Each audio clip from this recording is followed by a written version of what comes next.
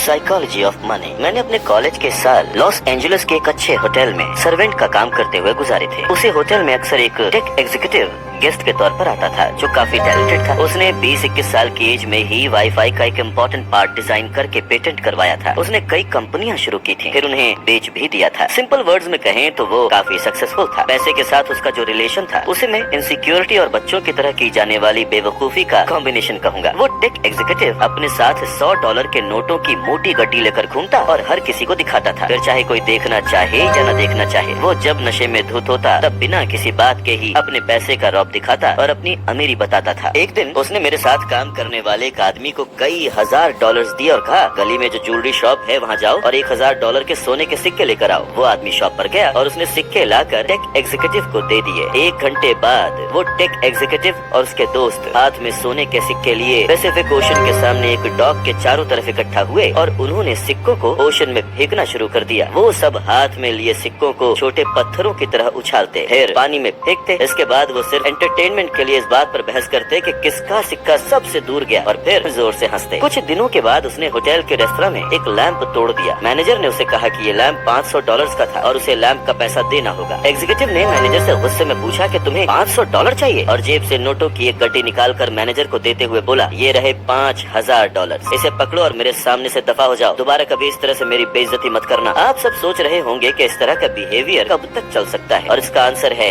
ज्यादा दिन नहीं। कई सालों बाद मुझे पता लगा कि वो टेक एग्जीक्यूटिव बैंकरप्ट हो गया। ये किताब इस बारे में है कि आप पैसों के मामले में कितना अच्छा मैनेजमेंट करते हैं। ये इस चीज पर कम डिपेंड करता है कि आप कितने इंटेलिजेंट हैं और इस बात पर ज्यादा कि आपका बिहेवियर कैसा है। और जो इंटेलिजेंट है उन्हें भी अच्छा बिहेवियर सिखाना भी बहुत टफ काम है। एक टैलेंटेड इंसान जो अपनी फीलिंग्स और बिहेवियर पर कंट्रोल नहीं कर पाता, उसके केस में बहुत चांस है कि वो एक दिन फाइनेंशियल क्राइसिस से गुजरेगा। और उसके उलट जो फीलिंग्स और बिहेवियर पर कंट्रोल कर लेता है वो बहुत ही रेयर केस में फाइनेंशियल क्राइसिस से गुजरेगा। ऐसे में एक नॉर्मल इंसान जिसे फाइनेंशियल समझ ज्यादा नहीं है, ज्यादा टैलेंटेड नहीं है, वो भी अमीर हो सकता है। उसके लिए उसे बस कुछ प्रैक्टिकल और सोशल स्किल्स की जरूरत होती है। पर आप कैसे अपने पैसों को मैनेज कर सकते हैं और कैसे अमीर बन सकते हैं, इन सब सवालों के जवाब मिलेंगे आपको इस धन संपत्ति का मनोविज्ञान, द साइकोलॉजी ऑफ मनी। ये पुस्तक समर्पित है मेरे माता पिता जो मुझे सिखाते हैं, ग्रेचेन जो मेरा मार्गदर्शन करती हैं, माइल्स और रीज जो मुझे प्रेरित करते हैं। पृथ्वी पर सबसे बड़ा प्रदर्शन मैंने अपने कॉलेज के वर्ष लॉस एंजलिस के एक बढ़िया होटल में सेवक के रूप में बिताए। वहाँ एक तकनीकी कार्यकारी अतिथि के रूप में अक्सर आया करता था। वो काफी प्रतिभावान था। उसने लगभग 20 वर्ष से कुछ ही अधिक की आयु में वाईफाई का एक इम्पोर्टेंट कंपोनेंट डिजाइन कर पेटेंट किया था। वो कई कंपनियां शुरू करके बेच चुका था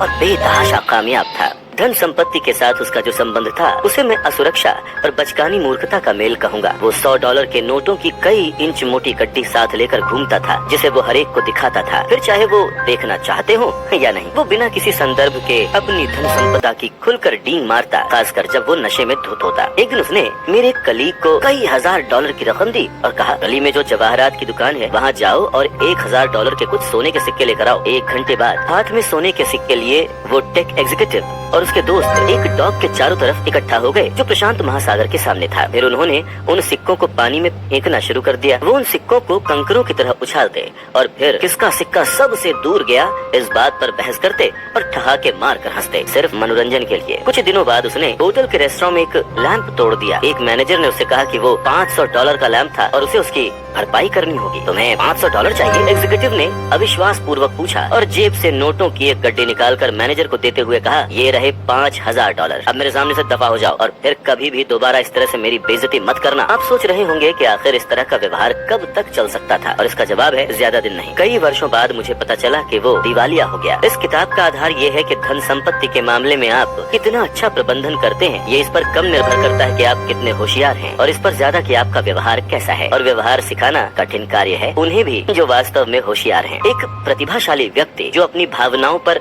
नियंत्रण खो दे एक फाइनेंशियल क्राइसिस का शिकार हो सकता है। इसके ऑपोजिट भी उतना ही सत्य है। सामान्य व्यक्ति जिन्हें फाइनेंशियल ज्ञान नहीं है धनी हो सकते हैं अगर उनके पास कुछ ऐसे व्यावहारिक कौशल हो जिनके लिए बुद्धिमत्ता की, बिहेवियरल स्किल्स की आवश्यकता नहीं होती। तो फिर किसकी आवश्यकता होती है, इसे हम जानेंगे द साइकोलॉजी ऑफ मनी की ऑडियो बुक में। विकिपीडिया प्रविष्टि आरंभ होती है। रोनाल्ड जेम्स रीड एक अमेरिकी फिलांथ्रोपिस्ट, इन्वेस्टर, जेनिटर और गैस स्टेशन परिचर थे। रोनाल्ड रीड का जन्म वर्मोंट ग्राम में हुआ। वो अपने परिवार से हाई स्कूल पास करने वाले पहले सदस्य थे। वो इसलिए भी और अधिक प्रतिभाशाली थे कि वो प्रतिदिन रास्ते में अन्य लोगों से लिफ्ट लेकर कैंपस जाया करते थे। जो रोनाल्ड रीड को जानते थे, उनके जीवन के बारे में बताने योग्य ज्यादा कुछ नहीं था। उनका जीवन इतना सामान्य था जितना किसी और का हो सकता है। रीड ने 25 वर्षों तक एक गैस स्टेशन में कारों की मरम्मत की और 17 वर्षों तक जेसी पेने में फर्श पर झाड़ू लगाई। 38 वर्ष की आयु में उन्होंने $12,000 में एक 2 बेडरूम वाला घर खरीदा और अपना पूरा जीवन वहीं पर बिताया। 50 वर्ष की आयु में वो विधुर हो गए और उन्होंने फिर दोबारा विवाह नहीं किया। उनके एक मित्र का कहना है कि उनका खास शौक ईंधन की लकड़ी काटना था। वर्ष 2014 में 92 वर्ष की आयु में उनका निधन हो गया और तब जाकर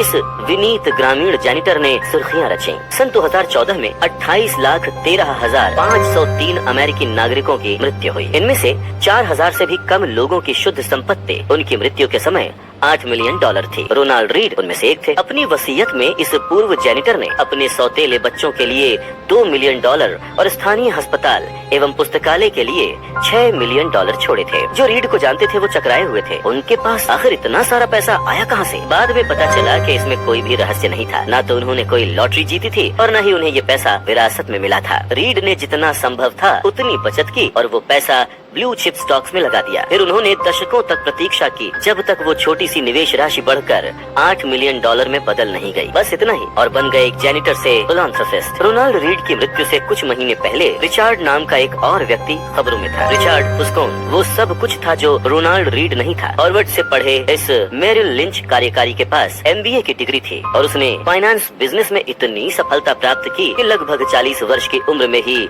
रिटायर होकर एक फिलैंथ्रोपिस्ट बन गया। पूर्व मेरिल CEO डेविड कोमांस्की ने फुस्कोन की व्यावसायिक कुशाग्रता, नेतृत्व क्षमता, उचित मूल्यांकन और व्यक्तिगत अखंडता की काफी प्रशंसा की। क्रेन्स बिजनेस मैगजीन ने एक बार उसे सफल कारोबारियों की 40 अंडर 40 सूची में शामिल किया। लेकिन फिर ठीक सोने के सिक्के उछालने वाले तकनीकी कार्यकारी की तरह ही सब कुछ बिखर गया। सन 2000 के पहले दशक के बीच फुस्कोन ने ग्रीनविच कनेक्टिकट में एक 18,000 वर्ग फुट के घर का विस्तार करने के लिए जमकर लोन लिया। इस घर में 11 बाथरूम थे, 2 एलिवेटर, 2 स्विमिंग पूल और 7 गैराज थे और इस घर के रखरखाव का मासिक खर्च $90,000 से भी अधिक था। फिर वर्ष 2008 का फाइनेंशियल क्राइसिस आन पड़ा। इस संकट ने वस्तुतः सभी की आर्थिक स्थिति को चोट पहुंचाया। इसने फुस्कोन को प्रत्यक्ष रूप से मिट्टी में मिलाकर रख दिया। अत्यधिक लोन और इटर्नल एसेट्स ने उसे दिवालिया बनाकर छोड़ा। फिलहाल मेरी कोई आमदनी नहीं है, उसने सन 2000 में कथित तौर पर एक दिवालियापन न्यायाधीश को बताया। पहले उसका पाम बीच वाला घर कब्जे में ले लिया गया। सन 2014 में ग्रीनविच मैंशन की बारी थी। अपनी संपत्ति दान में देने से 5 महीने पहले रिचार्ड फुस्कोन का घर, जहां अतिथि घर के अंदर के स्विमिंग पूल के ऊपर आर पार नजारे वाले आवरण पर खाने और नृत्य के रोमांच का स्मरण करते थे, उसे इंश्योरेंस कंपनी द्वारा अनुमानित लागत से 75% कम की राशि में नीलाम कर दिया गया। रोनाल्ड रीड धैर्यवान थे और रिचार्ड फुस्कोन लालची, और बस इतना काफी था दोनों के बीच के शिक्षा और अनुभव के विशाल अंतर को ग्रस्त करने के लिए। यहाँ सीख रोनाल्ड की तरह ज्यादा या रिचार्ड की तरह कम बनने की नहीं है। हालांकि ये भी कोई बुरी सलाह नहीं है। इन कहानियों की दिलचस्प बात ये है कि फाइनेंस के संबंध में ये कितनी अनोखी है। ऐसा कौन सा दूसरा उद्योग है जिसमें एक ऐसा व्यक्ति जो किसी college degree, training, background, formal experience और संपर्कों के बिना किसी ऐसे को पछाड़ दे जिसके पास सर्वश्रेष्ठ शिक्षा, प्रशिक्षण और संपर्क हो। मैं ऐसा कोई और उद्योग नहीं सोच सकता। एक ऐसी कहानी की कल्पना करना जहाँ रोनाल्ड रीड किसी हार्वर्ड प्रशिक्षित सर्जन से बेहतर हार्ट सर्जरी कर सके, ये बिल्कुल असंभव है। या फिर श्रेष्ठ प्रशिक्षित आर्किटेक्ट से बेहतर गगनचुंबी इमारतें बना सके, ऐसी भी कभी कोई कहानी नहीं होगी जहाँ एक जेनिटर विश्व के किसी जाने माने परमाणु इंजीनियर को मात दे सके। लेकिन इन्वेस्टमेंट के क्षेत्र में ऐसी कहानियाँ होती हैं। रोनाल्ड रीड के रिचार्ड फुस्कोन का सहवर्ती होने के 2 स्पष्टीकरण हैं। पहला, फाइनेंशियल रिजल्ट्स भाग्य द्वारा संचालित होते हैं और इसका बुद्धिमत्ता एवं प्रयास से कोई संबंध नहीं होता। ये कुछ हद तक सच है और ये किताब इस पर विस्तार से चर्चा करेगी। या दूसरा, और जो मेरे अनुसार अधिक सामान्य है, कि फाइनेंशियल सक्सेस कोई कठिन विज्ञान नहीं है। ये एक व्यावहारिक कौशल है जहाँ आप किसी प्रकार व्यवहार करते हैं। ये अधिक महत्वपूर्ण है बजाय इसके कि आप क्या जानते हैं। मैं इस व्यावहारिक कौशल को धन संपत्ति का मनोविज्ञान कहता हूँ। इस किताब का उद्देश्य छोटी कहानियों के द्वारा आपको ये विश्वास दिलाना है कि व्यावहारिक कौशल संपत्ति के तकनीकी पहलू से अधिक महत्वपूर्ण है। मैं ऐसा इस प्रकार करूँगा कि सभी रीड से लेकर फुस्कोन और बीच में बाकी सब बेहतर फाइनेंशियल डिसीजंस लेना सीख सके। और जैसा कि मैंने जाना है, ये व्यावहारिक कौशल काफी अगोचर है। फाइनेंस को मुख्य तौर पर गणित आधारित क्षेत्र के रूप में पढ़ाया जाता है, जहाँ आप किसी किसी फॉर्मूले में डेटा डालते हैं और फॉर्मूला आपको बताता है कि आपको क्या करना है, और ये मान लिया जाता है कि आप बस ये कर लेंगे, और फॉर्मूला आपको बताता है कि क्या करना है। पर्सनल फाइनेंस में ये सच है, जहाँ आपको बताया जाता है कि आपके पास 6 माह की आपातकालीन राशि और आय का 10% बचत के रूप में होना चाहिए। इन्वेस्टमेंट में ये सच है, जहाँ हमें इंटरेस्ट रेट और मूल्यांकन के बीच पहले से ही कोरिलेशन यथार्थ रूप में पता होता है, और ये कॉर्पोरेट फाइनेंस में भी लागू होता है, जहाँ CFO पूंजी का सटीक मूल्य माप सकते हैं। ऐसा नहीं है कि इनमें से कोई भी बात बुरी या गलत है, बात ये है कि ये जानने से कि क्या करना है और आपको ये पता नहीं चलता कि जब आप ऐसा करने की कोशिश करेंगे तो आपके दिमाग में क्या कुछ होगा। 2 विषय ऐसे हैं जो सभी को प्रभावित करते हैं, फिर चाहे आप उसमें दिलचस्पी रखते हो या नहीं, स्वास्थ्य और धन। स्वास्थ्य सेवा उद्योग आधुनिक विज्ञान की एक विजय है, जिसमें विश्व भर में लाइफ एक्सपेक्टेंसी बढ़ रही है। वैज्ञानिक आविष्कारों ने मानव शरीर के क्रिया संबंधी डॉक्टरों के पुराने विचार को पलट कर रख दिया है, और इसके कारण वस्तुतः सभी बहुत अधिक स्वस्थ हैं। धन, उद्योग, इन्वेस्टमेंट, पर्सनल फाइनेंस, व्यवसाय, आयोजन, ये अलग ही कहानी है। फाइनेंस ने पिछले 2 दशकों में विश्वविद्यालयों में सबसे होशियार दिमाग वालों को बटोरा है। 1 दशक पहले प्रिंसटन स्कूल ऑफ इंजीनियरिंग में फाइनेंशियल इंजीनियरिंग सबसे लोकप्रिय मुख्य विषय था। क्या ये इस बात का प्रमाण है कि इससे हम बेहतर निवेशक बने हैं? मुझे तो ऐसा नहीं लगता। वर्षों की सामूहिक प्रयत्न त्रुटि विधि से हमने बेहतर किसान, कुशल प्लम्बर और विकसित रसायनज्ञ बनना सीखा है, लेकिन क्या प्रयत्न त्रुटि विधि ने हमें अपने पर्सनल फाइनेंस में बेहतर होना सिखाया है? क्या कर्ज में डूबने की हमारी संभावना कम हुई है, या फिर क्या हम बुरे दिनों के लिए बचत करने के लिए अधिक योग्य हैं, या रिटायर होने को अधिक तैयार हैं, या फिर धन दौलत हमारे सुख के लिए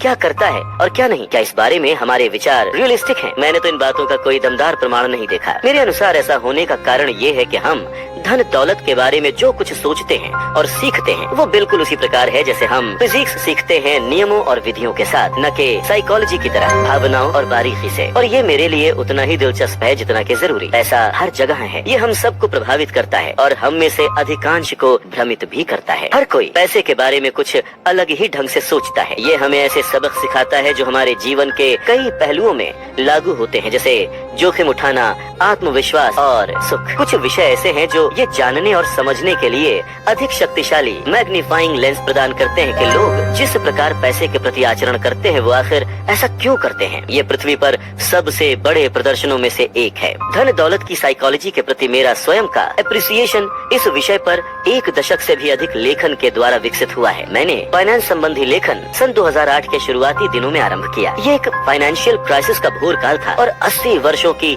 सबसे बुरी मंदी। ये लिखने के लिए कि क्या हो रहा है, मेरे लिए ये समझना जरूरी था कि आखिर क्या हो रहा था। लेकिन इस फाइनेंशियल क्राइसिस के बाद सबसे पहली चीज जो मैंने सीखी वो ये थी कि कोई भी एक्चुअल तरीके से नहीं बता सकता था कि क्या हुआ है और क्यों, और इसे लेकर क्या कर सकते थे वो तो दूर की ही बात थी। हर अच्छे स्पष्टीकरण के लिए उतना ही विश्वसनीय खंडन भी था। इंजीनियर किसी पुल के ढहने का कारण बता सकते हैं क्योंकि इस बात पर सहमति है कि अगर किसी हिस्से में एक निश्चित मात्रा में बल डाला जाए तो वो हिस्सा टूट जाएगा। फिजिक्स विवादास्पद नहीं होती, वो नियमों से चलती है। फाइनेंस अलग है, ये लोगों के आचरण से चलता है और मैं कैसा व्यवहार करता हूँ ये मेरे लिए सही हो सकता है पर फिर भी आपको मूर्खतापूर्ण लग सकता है। फाइनेंशियल क्राइसिस के बारे में जितना मैंने पढ़ा और लिखा उतना ही मुझे एहसास हुआ कि आप इसे फाइनेंस के बजाय साइकोलॉजी और इतिहास के लेंस के द्वारा बेहतर समझ सकते हैं। ये समझने के लिए कि लोग कर्ज में क्यों डूब जाते हैं आपको ब्याज दर की रिसर्च करने की जरूरत नहीं है। आवश्यकता ये है कि आप लालच, असुरक्षा और आशावाद के इतिहास की रिसर्च करें। ये जानने के लिए कि निवेशक शेयर मार्केट के तल पर क्यों बेच देते हैं आपको भविष्य के अपेक्षित रिटर्न का गणित समझने की जरूरत नहीं है। जरूरत ये है कि आप उस व्यथा के बारे में सोचें जो आपको अपने परिवार की ओर देखकर होगी अगर आपका इन्वेस्टमेंट उनके भविष्य को खतरे में डाल रहा हो। मुझे वोल्टेयर का ये अवलोकन बहुत पसंद है कि इतिहास कभी खुद को नहीं दोहराता, मनुष्य हमेशा दोहराता है। पैसे को लेकर हमारा आचरण कैसा है इस बात पर ये बहुत अच्छे से लागू होता है। सन 2018 में मैंने उन 20 सबसे महत्वपूर्ण खामियों,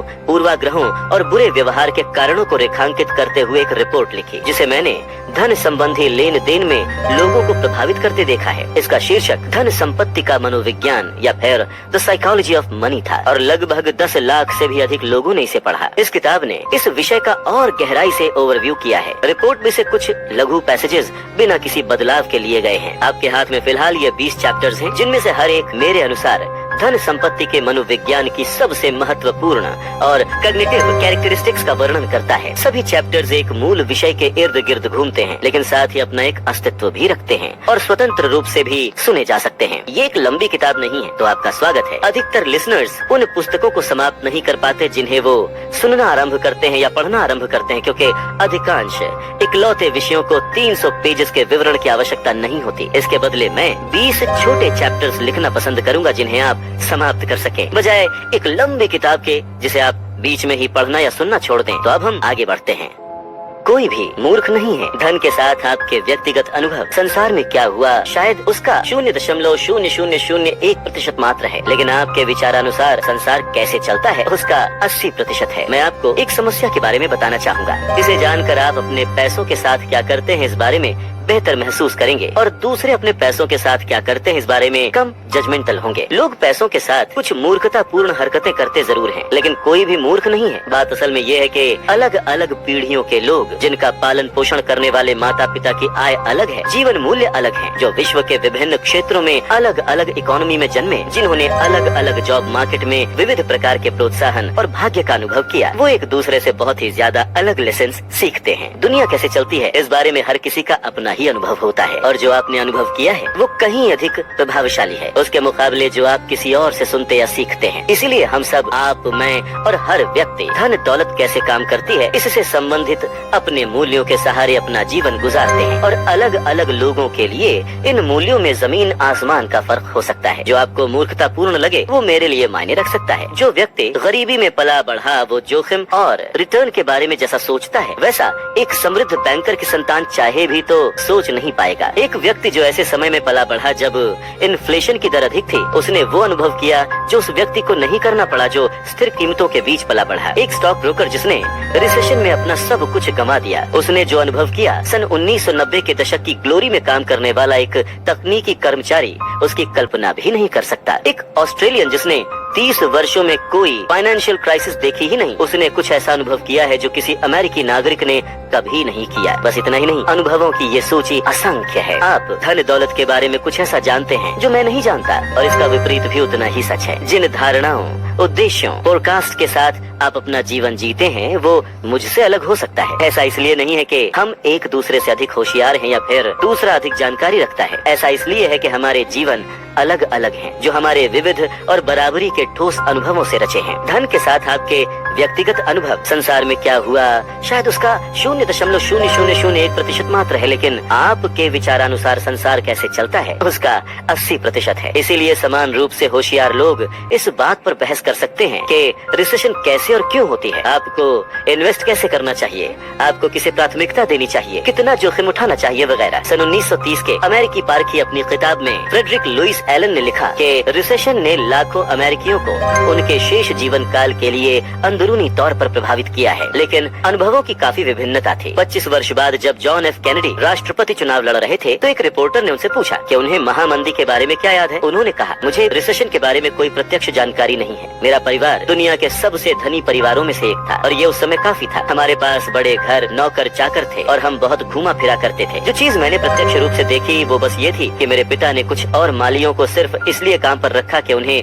नौकरी मिल जाए जिससे वो अपना पेट भर सकें। मुझे रिसेशन के बारे में कुछ पता नहीं था जब तक मैंने हार्वर्ड में इसके बारे में पढ़ा नहीं था। ये सन 1960 के चुनाव का एक मुख्य मुद्दा था। लोगों को लगा कि कैसे कोई व्यक्ति इकोनॉमी की बागडोर संभाल सकता था जिसे पिछली पीढ़ी के सबसे बड़े फाइनेंशियल क्राइसिस की कोई जानकारी ही नहीं थी। इसका कंपनसेशन काफी हद तक JF कैनेडी के द्वितीय विश्व युद्ध के अनुभव के द्वारा हो गया। ये पिछली पीढ़ी में व्यापक एक दूसरा भावनात्मक अनुभव था जो उनके मुख्य प्रतिद्वंदी हुबर्ट हम्फ्रे के पास नहीं था। हमारे सामने चुनौती ये है कि स्टडी या ओपन माइंडेडनेस की कोई भी मात्रा भय और अनिश्चितता की शक्ति को उत्पन्न नहीं कर सकते। मैं इस बारे में पढ़ सकता हूँ कि रिसेशन में अपना सब कुछ गंवा देना कैसा रहा होगा, लेकिन मेरे मन में उन लोगों की तरफ भावनात्मक घाव नहीं है जिन्होंने वास्तव में वो अनुभव किया, और कोई ऐसा व्यक्ति जिसने ये सब अनुभव किया है वो नहीं समझ सकता कि मेरे जैसा व्यक्ति स्टॉक्स खरीद कर रखने जैसे विषयों में असावधान कैसे हो सकता है। हम दुनिया को बिल्कुल अलग नजरिए से देखते हैं। स्प्रेडशीट बड़ी स्टॉक मार्केट गिरावटों की ऐतिहासिक फ्रीक्वेंसी का मॉडल पेश कर सकती है, लेकिन स्प्रेडशीट उस भावना का मॉडल पेश नहीं कर सकती जो आप घर पहुंचकर अपने बच्चों की ओर देखकर सोचते हुए अनुभव करेंगे। क्या आपने ऐसी गलती की है जिससे उनका जीवन प्रभावित हो सकता है? इतिहास पढ़ने से आपको ये जरूर लगता है कि आप कुछ जानते हैं, लेकिन जब तक आपने उसे जिया ना हो और उसके नतीजों को व्यक्तिगत तौर पर महसूस न किया हो, आप उसे इतना नहीं समझ पाएंगे जिससे आपके व्यवहार में बदलाव आ सके। हम सबको लगता है कि हम जानते हैं कि दुनिया कैसे चलती है, लेकिन हम सब ने इसके एक तिनके मात्र का ही अनुभव किया है। जैसा कि निवेशक बैटनिक कहते हैं, कुछ सबक ऐसे होते हैं जिन्हें समझने से पहले हमें उनका अनुभव करना आवश्यक है, और हम सब किसी न किसी तरह इस सच के शिकार हैं। सन 2006 में national bureau of economics research के इकोनॉमिस्ट्स अल्राइक मेलमेंडियर और स्टीफन नेगल ने सर्वे ऑफ कंज्यूमर फाइनेंसेस के 50 वर्ष के कार्य का अध्ययन किया, जिसमें अमेरिकी लोग अपने पैसे के साथ क्या करते हैं इस विषय पर विस्तृत जानकारी थी। थ्योरी के अनुसार लोगों को अपने निवेश संबंधी निर्णय अपने लक्ष्यों और उस समय में उपलब्ध फाइनेंशियल ऑप्शंस के अनुसार लेने चाहिए, लेकिन लोग ऐसा करते नहीं। इकोनॉमिस्ट्स ने पाया कि लोगों के जीवन भर के फाइनेंशियल डिसीजंस उनके उन अनुभवों से दृढ़ता पूर्वक जुड़े होते हैं जो उन्होंने अपने जीवन काल में शुरुआती दौर में एक्सपीरियंस किए थे। अगर आप ऐसे समय में बड़े हुए जब इन्फ्लेशन की दर अधिक थी, तो आपने आगे जाकर अपना पैसा बॉन्ड में कम निवेश किया, उनके मुकाबले जो कम इन्फ्लेशन के समय में पले बढ़े। अगर आप ऐसे समय में पले बढ़े जब स्टॉक मार्केट मजबूत था, तो आपने आगे जाकर अपना पैसा बॉन्ड में अधिक निवेश किया, उनके मुकाबले जो स्टॉक मार्केट कमजोर होने के समय में पले बढ़े। इकोनॉमिस्ट ने लिखा, हमारी खोज दर्शाती है कि एक इन्वेस्टर की जोखिम उठाने की स्वेच्छा उसके व्यक्तिगत इतिहास पर निर्भर करती है, न तो बुद्धिमत्ता, न शिक्षा और न ही सोफिस्टिकेशन, मात्र संयोग कि आप कब और कहां जन्मे। फाइनेंशियल टाइम्स ने सन 2019 में प्रसिद्ध बॉन्ड मैनेजर बिल ग्रॉस का इंटरव्यू किया। ग्रॉस मानते हैं कि आज वो जहां हैं वहां नहीं होते अगर वो एक दशक पहले या एक दशक बाद जन्मे होते। लेख का कहना था, ग्रॉस के करियर ने ढहती ब्याज दरों के साथ अच्छा मेल खाया, जिससे बॉन्ड की कीमतों को अनुवाद मिल गया। इस तरह की घटनाओं से न सिर्फ आपको मिलने वाले अवसर प्रभावित होते हैं, इससे जब वो अवसर आपकी ओर आते हैं तो उन अवसरों के बारे में आपकी सोच भी प्रभावित होती है। ग्रॉस के लिए बॉन्ड पैसा बनाने की मशीन के समान थे। उनके पिता की पीढ़ी के लिए जो इन्फ्लेशन की ऊंची दर के समय बड़े हुए और उसे झेला, बॉन्ड धन भस्मक प्रतीत होंगे। धन दौलत को लेकर लोगों के अनुभवों में जो अंतर है वो छोटा नहीं है, उन लोगों के बीच भी जहाँ आपको ये अनुभव एक जैसे लगे। अब स्टॉक को ही लीजिए, अगर आपका जन्म सन 1970 में हुआ, आपकी किशोरावस्था और युवावस्था के समय S&P 500 लगभग 10 गुना बढ़ा, इन्फ्लेशन समायोजित होकर। ये एक अद्भुत प्रतिफल है। अगर आपका जन्म सन 1950 में हुआ, तो मार्केट आपकी किशोरावस्था और युवावस्था के समय इन्फ्लेट होकर कहीं भी नहीं गया। लोगों के ये दो अलग समूह अपने जन्म का वर्ष अलग होने के कारण स्टॉक मार्केट को लेकर विविध दृष्टिकोण के साथ अपना जीवन गुजारते हैं। या इन्फ्लेशन, अगर आपका जन्म सन 1960 में अमेरिका में हुआ, आपकी किशोरावस्था और युवावस्था के समय जब आप अपने युवा संवेदनशील वर्षों में इकोनॉमी के ज्ञान का आधार विकसित कर रहे थे, इन्फ्लेशन ने कीमतें 3 गुना बढ़ा दी। ये बहुत होता है। आपको गैस लाइनें और वेतन याद रहते हैं, वेतन जो पिछली बार के मुकाबले और कम दिन चलता है। लेकिन अगर आपका जन्म सन 1990 में हुआ, आपके पूरे जीवन में इन्फ्लेशन की दर इतनी कम रही कि शायद कभी इसका विचार आपको छूकर भी न गुजरा हो। अमेरिका का नेशन वाइड अनएम्प्लॉयमेंट रेट नवंबर सन 2009 में 10% था, लेकिन 16 से 19 वर्ष के अफ्रीकी अमेरिकी किशोरों के बीच बेरोजगारी दर 49% थी। 45 वर्ष से अधिक आयु की कॉकेशियन महिलाएं जिनके पास कॉलेज की डिग्री थी, उनके लिए ये दर 4% थी। जर्मनी और जापान में द्वितीय विश्व युद्ध के दौरान स्थानीय स्टॉक मार्केट का पूरी तरह से सफाया हो गया। सारा क्षेत्र बमबारी से नष्ट हो गया था। युद्ध के अंत में जर्मन खेतों में मात्र इतना ही अनाज उत्पन्न हो पा रहा था कि देश के नागरिक प्रतिदिन 1000 कैलोरी का उपभोग कर सकें। अब इसकी तुलना यूएस से करें, जहां स्टॉक मार्केट सन 1941 से सन 1945 के बीच 2 गुना से भी अधिक बढ़ गया और वहाँ की अर्थव्यवस्था पिछले 2 दशकों में सबसे स्ट्रांग हो गई। इन दोनों समूहों के सदस्यों से कोई ऐसी अपेक्षा नहीं कर सकता कि वो अपना जीवन इन्फ्लेशन के बारे में एक समान दृष्टिकोण के साथ बिताएंगे, या फिर स्टॉक मार्केट या बेरोजगार या आमतौर पर पैसे के बारे में। किसी को भी उनसे फाइनेंशियल जानकारी पर समान रूप से प्रतिक्रिया करने की अपेक्षा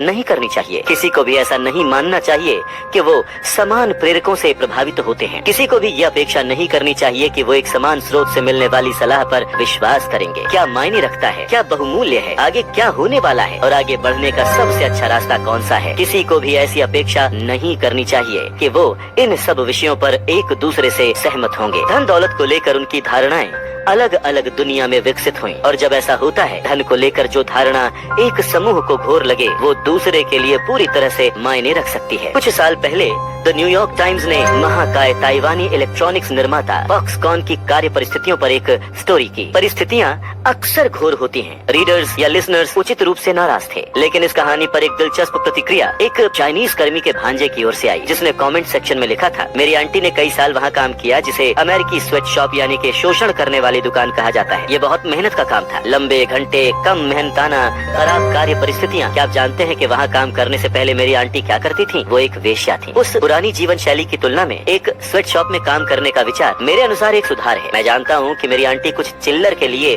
कई पुरुषों के द्वारा अपने शरीर का शोषण करवाने के बजाय कुछ डॉलर के लिए किसी दुष्ट कैपिटलिस्ट बॉस के हाथों शोषित होना पसंद करेंगी। इसीलिए मैं बहुत से अमेरिकियों की सोच से नाराज हूँ। हमारे पास पश्चिम वासियों जैसे अवसर नहीं है, हमारी सरकारी संरचना अलग है, ये देश अलग है। हाँ, फैक्ट्री के काम में कड़ी मेहनत लगती है, क्या ये बेहतर हो सकता है? हाँ, लेकिन सिर्फ तब जब आप इस तरह से अमेरिकी नौकरियों की तुलना करें। मुझे नहीं पता कि इसका मतलब क्या निकाला जाए। मेरा एक हिस्सा इसका बहुत ही सीरियसली विरोध करना चाहता है, लेकिन मेरा एक और हिस्सा ये समझना चाहता है। लेकिन मुख्यतः ये एक उदाहरण है कि किस प्रकार अलग अलग अनुभव किसी विषय पर इतनी विविध धारणाओं को जन्म देते हैं कि एक गुट को सब कुछ ब्लैक एंड व्हाइट होना ही सही लगता है। धन दौलत को लेकर जब भी लोग कोई निर्णय लेते हैं, उस क्षण में उपलब्ध जानकारी को अपने अद्वितीय दिमागी मॉडल में डालते हैं, जो उन्हें ये बताता है कि दुनिया कैसे चलती है, और इसके आधार पर उस निर्णय को उचित ठहराते हैं। वो लोग अपनी जानकारी में गलत हो सकते हैं, उनकी जानकारी अधूरी हो सकती है, वो गणित में अनिपुण हो सकते हैं, वो विभत्स मार्केटिंग की बातों में आ सकते हैं, या हो सकता है कि उन्हें अंदाजा ही ना हो कि वो क्या कर रहे हैं। वो अपने काम के नतीजों को गलत तरह से आंक सकते हैं। ओ, क्या ऐसा नहीं हो सकता? लेकिन हर वो निर्णय जो लोग लेते हैं वो उनके लिए मायने रखता है और उनके अनुसार सभी आवश्यक पहलुओं की पूर्ति करता है। वो खुद को एक ऐसी कहानी सुनाते हैं जिसमें वो क्या कर रहे हैं और क्यों, इसका वर्णन होता है, और ये कहानी उनके खुद के अद्वितीय अनुभव से रचित होती है। एक साधारण सा उदाहरण लीजिए, लॉटरी के टिकट। अमेरिकी लोग फिल्मों, वीडियो गेम, संगीत, खेल कूद प्रतिस्पर्धा, किताबों के कुल खर्च से अधिक पैसा उन पर खर्च करते हैं, और उन्हें कौन खरीदता है? मुख्यतः गरीब लोग। यूएस में लोवेस्ट इनकम परिवार प्रति वर्ष औसतन $412 लोटो टिकट पर खर्च करते हैं, जो हाईएस्ट इनकम परिवारों से 4 गुना अधिक है। 40% अमेरिकी आपदा के समय $400 नहीं जुटा पाते, जिसका अर्थ ये है कि वो लोग जो लॉटरी के टिकट के लिए $400 खर्च करते हैं, वो सामान्यतः वही लोग हैं जो कहते हैं कि आपदा के समय में वो $400 का प्रबंध नहीं कर सकते। वो अपने सुरक्षा तंत्र को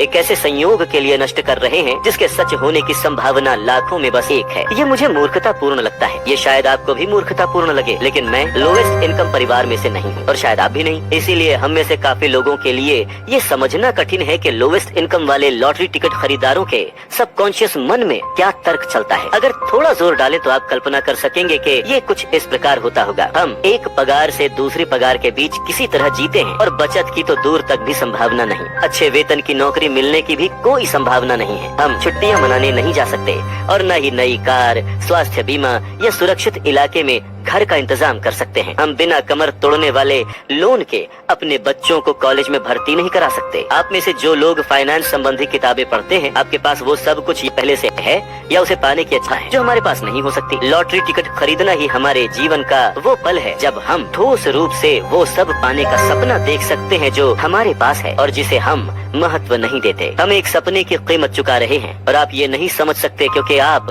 पहले से ही वो सपना जी रहे हैं, और इसीलिए हम आपसे ज्यादा लॉटरी के टिकट खरीदते हैं। आपको इस तर्क से सहमत होने की आवश्यकता नहीं। जब आप दिवालिया हो, लोटो टिकट खरीदना बुरा विचार ही है, लेकिन मैं समझ सकता हूँ कि लोटो टिकट की बिक्री क्यों चलती रहती है, और ये विचार जो आप कर रहे हैं वो मूर्खतापूर्ण है, लेकिन मैं समझ सकता हूँ कि आप ऐसा क्यों कर रहे हैं। इससे हमारे कई फाइनेंशियल डिसीजंस का रूट अनकवर होता है। कुछ लोग फाइनेंशियल डिसीजंस पूर्ण रूप से एक स्प्रेडशीट के द्वारा करते हैं। वो खाने की मेज पर या कंपनी की किसी मीटिंग में उन्हें बनाते हैं। ऐसे स्थान जहाँ व्यक्तिगत इतिहास, संसार के प्रति आपका अद्वितीय दृष्टिकोण, अहंकार, अभिमान, मार्केटिंग और विचित्र प्रेरक के साथ मिलकर एक ऐसा नैरेटिव बनाते हैं जो आपके लिए काम करता हो।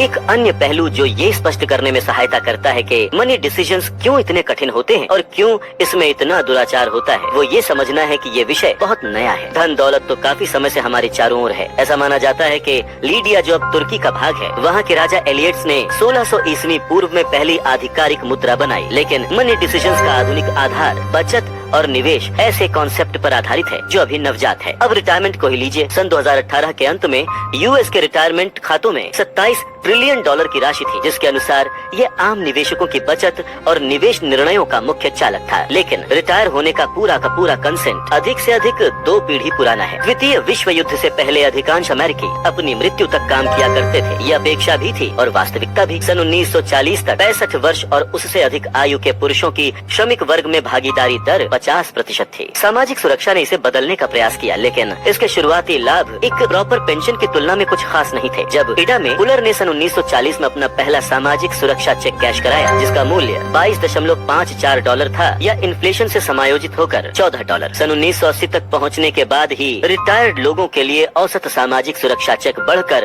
$1000 प्रति माह हुआ। इन्फ्लेशन से समायोजित होने के बाद सेंसस ब्यूरो के अनुसार 65 वर्ष से अधिक आयु के 1/4 अमेरिकी सन 1960 के दशक के अंत तक गरीबी में जी रहे थे। ऐसी एक प्रचारित धारणा है कि सभी को निजी पेंशन मिला करती थी, लेकिन ये बेतहाशा रूप से एग्रीगेटेड बात है। एम्प्लॉय बेनिफिट रिसर्च इंस्टीट्यूट के अनुसार 65 वर्षीय और उससे अधिक आयु के लोगों में से सिर्फ 1/4 को सन 1975 में पेंशन आय मिला करती थी। उस भाग्यशाली अल्पसंख्यक वर्ग में घरेलू आय का मात्र 15% पेंशन से आता था। सन 1955 में न्यूयॉर्क टाइम्स ने रिटायर होने की बढ़ती लालसा और कंटिन्यू होती इनबिलिटी के बारे में लिखा। एक पुरानी कहावत को अलग तरह से व्यक्त करें तो रिटायरमेंट के बारे में सभी बात करते हैं, लेकिन बहुत ही कम इस बारे में कुछ करते हैं। सन 1980 तक ये धारणा सुदृढ़ नहीं हुई थी कि हर कोई रिटायरमेंट के योग्य है और हर किसी को एक डिग्निफाइड रिटायरमेंट राशि मिलनी चाहिए। और तब से लेकर उस डिग्निफाइड रिटायरमेंट को पाने के उपाय में यही अपेक्षा रही है कि हर कोई अपनी खुद की आय से बचत करके उसे निवेश करे। मैं फिर से दोहराना चाहूंगा कि ये विचार कितना नया है। 401 के अमेरिकी रिटायरमेंट के बचत माध्यम का आधार सन 1978 तक अस्तित्व में नहीं आया था। रोथ IRA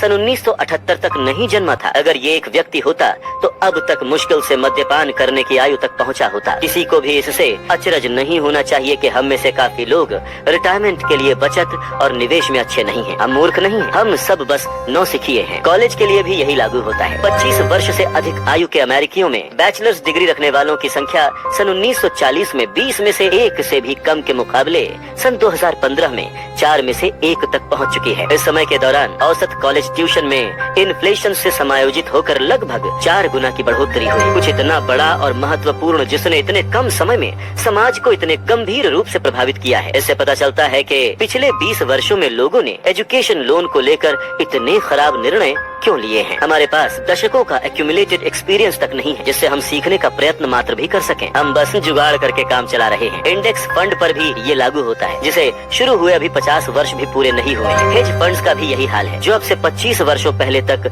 शुरू भी नहीं हुए थे। यहाँ तक के कंज्यूमर डेट का व्यापक प्रयोग जैसे मॉर्गेजेस, क्रेडिट कार्ड और कार लोन द्वितीय विश्व युद्ध के बाद तक भी शुरू नहीं हुए थे, जब तक GI बिल ने लाखों अमेरिकी नागरिकों के लिए कर्ज लेना आसान नहीं किया। कुत्तों को 10,000 वर्ष पहले पालतू बनाया गया था, लेकिन वो अपने प्रचंड पूर्वजों का कुछ बर्ताव अब तक बनाए रखे हैं। और हम, जिन्हें आधुनिक वित्त सिस्टम में मात्र 20 से 50 वर्ष का ही अनुभव है और फिर भी बखूबी अनुकूलित होने की आशा करते हैं, एक ऐसे विषय के लिए जो भावना बनाम तथ्य से इतनी प्रभावित है, ये एक समस्या है। और इससे ये समझने में भी मदद मिलती है कि हम हमेशा धन दौलत के साथ वैसा क्यों नहीं करते जैसा हमें करना चाहिए। हम सब पैसों के साथ कुछ मूर्खतापूर्ण कारनामे करते हैं क्योंकि हम सब इस खेल में बहुत नए हैं। जो आपको मूर्खतापूर्ण लगे वो मेरे लिए मायने रख सकता है, लेकिन मूर्ख कोई भी नहीं है। हम सब अपने अद्वितीय अनुभव के आधार पर निर्णय लेते हैं जो उस क्षण में हमारे लिए मायने रखता है। तो आइए अब मैं आपको बिल गेट्स के अमीर बनने की कहानी सुनाता हूँ। दोनों इस वास्तविकता का प्रमाण हैं कि जीवन में हर नतीजा व्यक्तिगत प्रयास के अलावा और अन्य ताकतों पर भी निर्भर करता है। NYU प्रोफेसर स्कॉट गैलोवे का एक ऐसा संबंधी विचार सफलता का आकलन करते समय बहुत आवश्यक है। दोनों अपनी और साथ ही अन्य की भी कुछ भी इतना अच्छा या बुरा नहीं होता जितना वो दिखता है। बिल गेट्स विश्व के उस एकमात्र हाई स्कूल में गए जहां कंप्यूटर था। सिएटल से कुछ ही दूरी पर स्थित लेक साइड स्कूल में कंप्यूटर कैसे आया, ये कहानी अद्भुत है। बिल डूगल द्वितीय विश्व युद्ध में एक समुद्री विमान चालक थे जो बाद में हाई स्कूल में गणित और विज्ञान के अध्यापक बन गए। वो मानते थे कि किताबी ज्ञान बिना वास्तविक अनुभव के काफी नहीं। वो ये भी समझते थे कि कॉलेज में पहुंचने के समय हमें कंप्यूटर की कुछ जानकारी की आवश्यकता होगी।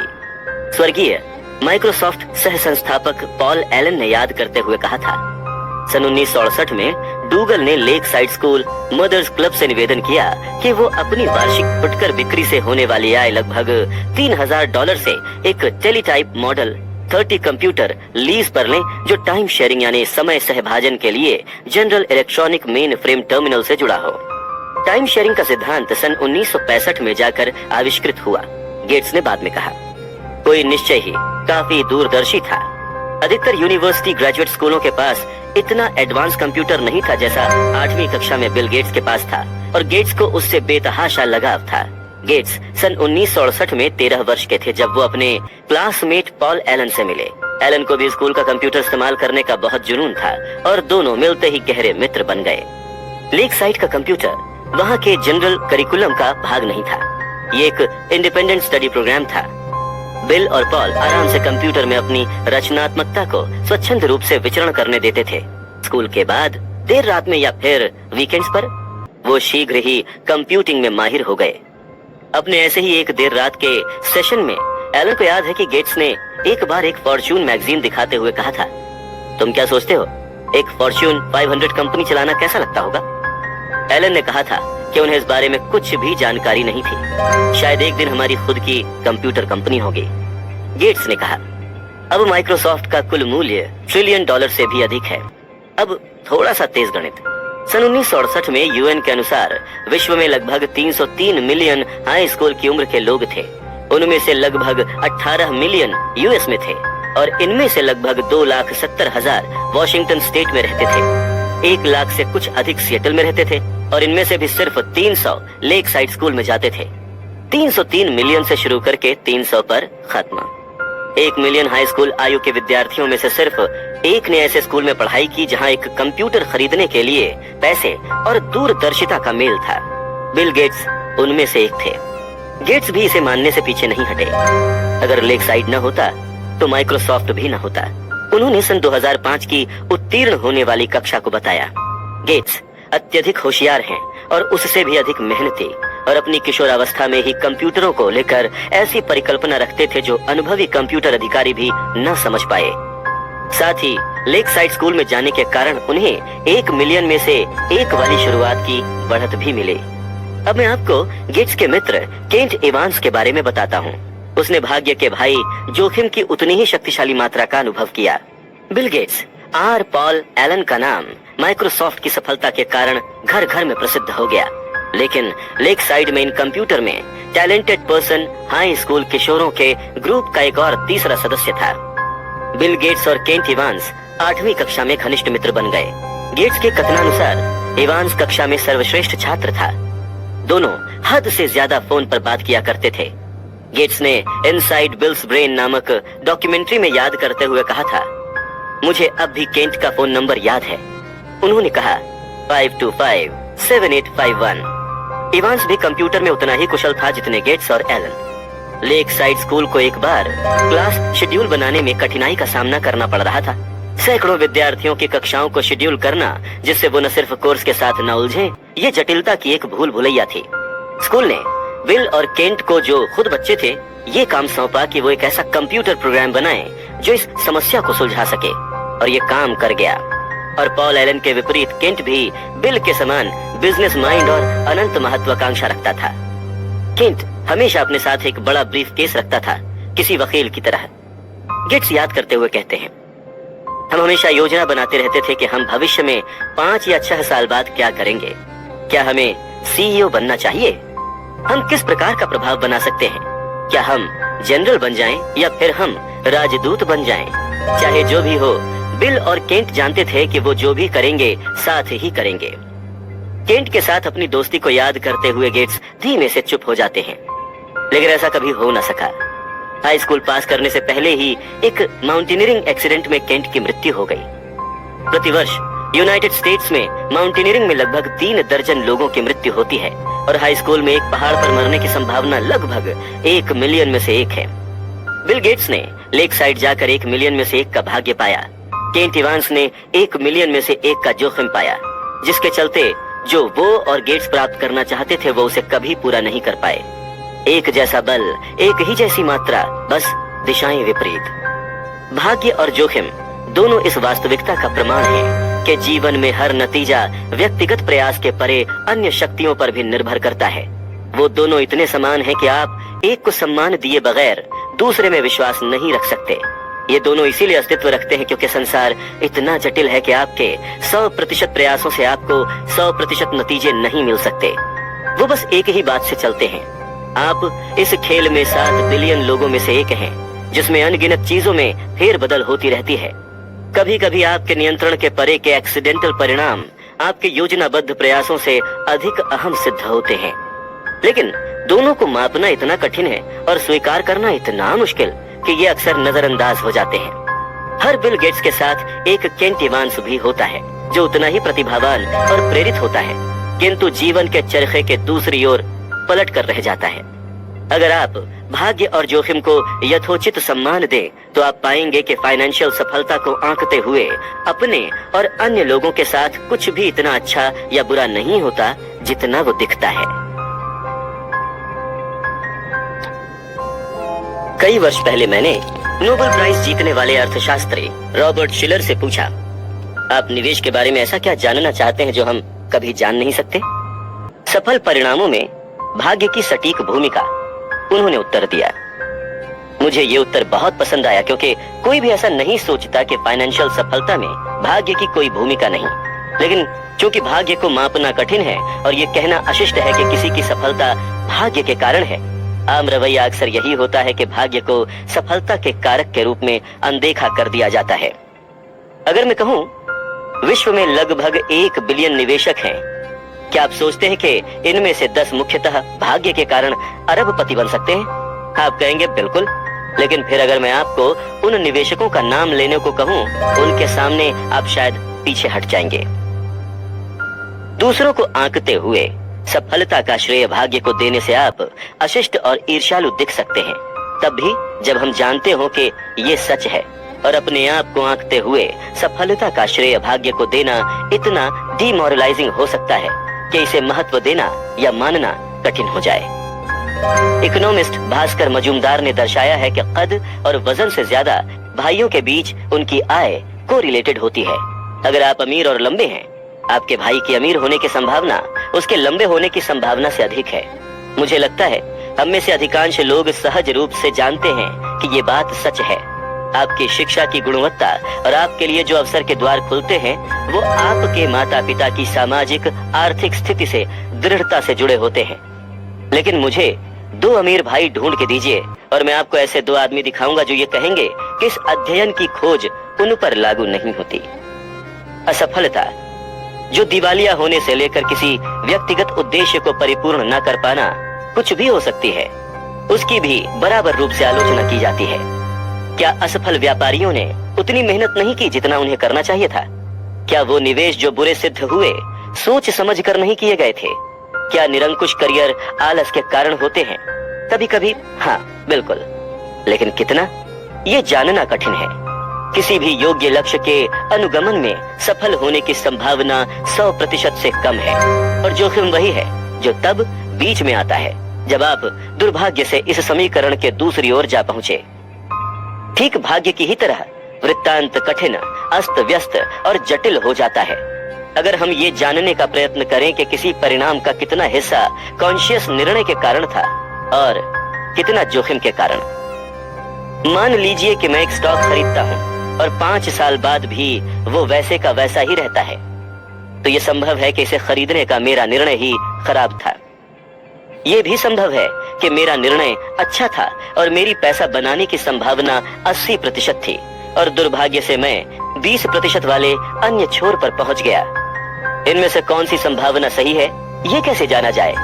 क्या मैंने एक गलती की या फिर बस जोखिम की वास्तविकता का अनुभव किया? आंकड़ों की सहायता से यह आंकना संभव है कि कुछ निर्णय समझदारी भरे थे या नहीं, लेकिन वास्तविक संसार में दिन प्रतिदिन हम ऐसा नहीं करते। ये बहुत कठिन है। हम सादी कहानियों को प्रेफर करते हैं जो आसान जरूर होती हैं लेकिन अक्सर बुरी तरह से मिसलीडिंग भी होती हैं।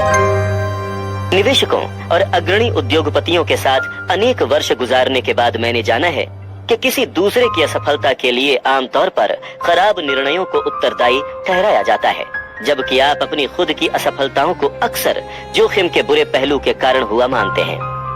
आपकी असफलताओं को आंकते हुए मैं संभवतः कारण और प्रभाव की एक सीधी सादी कहानी पसंद करूंगा, क्योंकि मैं नहीं जानता कि आपके दिमाग में क्या चल रहा है। आपने एक बुरा परिणाम पाया तो यह आपके किसी बुरे निर्णय के कारण हुआ होगा। ये कहानी मुझे सबसे अधिक समझ में आती है, लेकिन जब मैं खुद को आंकता हूँ तो मैं एक नैरेटिव रच सकता हूँ, जिसके सहारे मैं अपने निर्णयों को सही ठहराकर बुरे परिणामों को जोखिम के मत्थे मढ़ सकूं। फोर्ब्स मैगजीन का कवर ऐसे गरीब निवेशकों की सराहना नहीं करता जिन्होंने निर्णय तो समझदारी भरे लिए, किंतु दुर्भाग्यवश जिन्हें जोखिम का बुरा पहलू झेलना पड़ा। लेकिन यह ऐसे अमीर निवेशकों का गुणगान अवश्य करता है जिन्होंने ठीक ठाक या फिर लापरवाही वाले निर्णय लिए, लेकिन भाग्यशाली निकले। दोनों ने एक ही सिक्का उछाला, लेकिन उसके गिरते समय बाजी पलट गई। इसका खतरनाक पहलू ये है कि हम सब पैसे के बारे में ये जानने का प्रयत्न कर रहे हैं कि क्या काम करता है और क्या नहीं, कौन सी निवेश नीतियां काम करती हैं, कौन सी नहीं, कौन सी उद्योग नीतियां काम करती हैं, कौन सी नहीं। आप अमीर कैसे बनते हैं, आप गरीब होने से कैसे बच सकते हैं। हम सफलताओं और असफलताओं की समीक्षा करके ये पाठ सीखने का प्रयास कर रहे हैं और कह रहे हैं वही करो जो इसने किया, जो उसने किया उससे बचो। अगर हमारे पास कोई जादुई छड़ी होती तो हम जान पाते कि इन परिणामों का कितना प्रोपोर्शन ऐसे कार्यों के कारण है जो दोहराए जा सकते हैं, बनाम अनियमित जोखिम और भाग्य की भूमिका जो इन कार्यों को इस या उस ओर धकेल देते हैं। लेकिन हमारे पास कोई जादुई छड़ी नहीं है, हमारे पास दिमाग है जिसे अधिक बारीकी के बगैर सरल उत्तर चाहिए। इसीलिए उन विशेषताओं को पहचानना जो हमें अपनानी चाहिए या जिनसे बचना चाहिए बेहद कठिन हो सकता है। अब मैं आपको एक और कहानी सुनाता हूँ, एक ऐसे व्यक्ति की जो बिल गेट्स की ही तरह